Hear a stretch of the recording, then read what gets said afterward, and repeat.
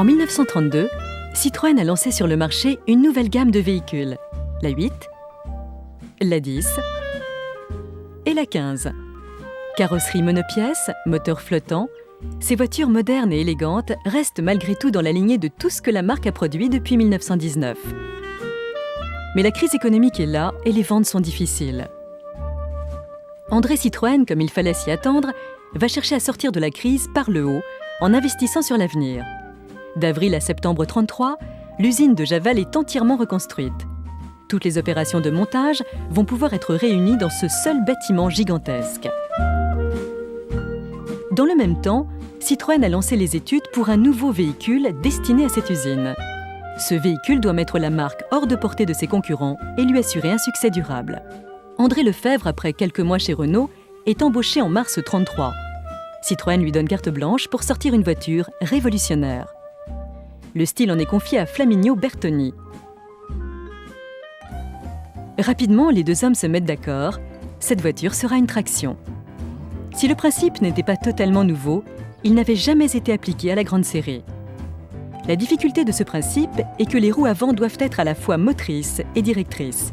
Il faut donc que les joints, appelés aussi cardans, qui unissent les arbres moteurs aux roues, transmettent toujours le même mouvement, quelle que soit la position des roues. Après de nombreux essais, la mise au point de ces joints sera réalisée dans les temps. Par contre, la boîte automatique que souhaite André Citroën fait perdre beaucoup de temps aux études qui doivent finalement se rabattre sur une boîte mécanique adaptée en 15 jours. En mars 1934, après un an seulement de développement, la voiture est présentée aux concessionnaires qui mettent la main à la poche pour soutenir le projet. En avril 1934, la première présentation presse a lieu. Les réactions sont enthousiastes. Le journal L'Auto déclare « La 7 Citroën à traction avant est sortie. Elle est si neuve, si audacieuse, si riche en solutions originales, si différente de tout ce qui a été fait, qu'elle a produit une impression qui mérite vraiment l'épithète de sensationnelle. » En juin 1934, l'attraction participe à son premier concours d'élégance au Bois de Boulogne.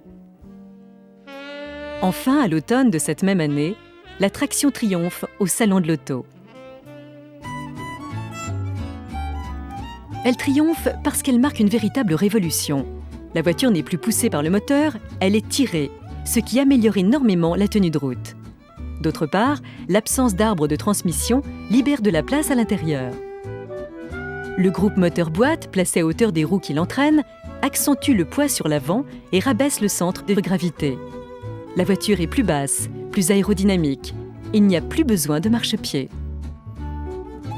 À cela, il faut ajouter toutes les autres nouveautés de l'attraction.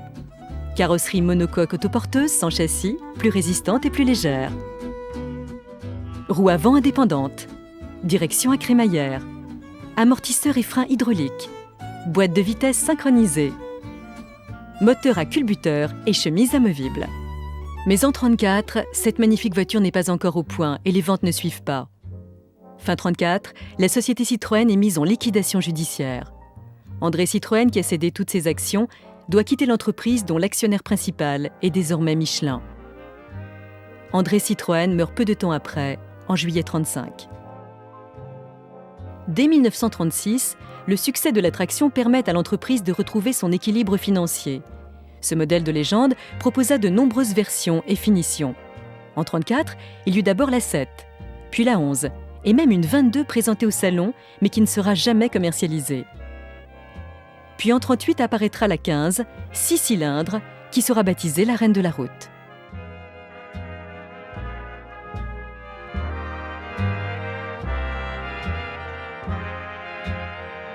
Vendue à 760 000 exemplaires, l'attraction achèvera sa carrière en 1956, non sans avoir adopté sur ses derniers modèles une suspension hydropneumatique qui allait faire la gloire de la DS.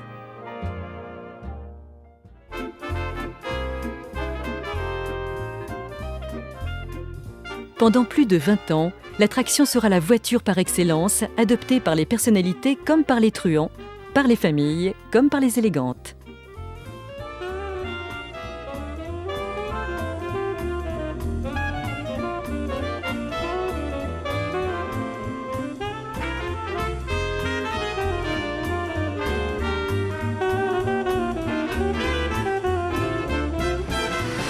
Sa tenue de route sans égale, sa vitesse de pointe, son confort, son style incomparable qui se prêtait à toutes les évolutions permirent à cette voiture de remplir pleinement l'objectif qu'avait fixé André Citroën. Pendant 20 ans, ce modèle inégalable assurera quasiment à lui seul le succès de la marque.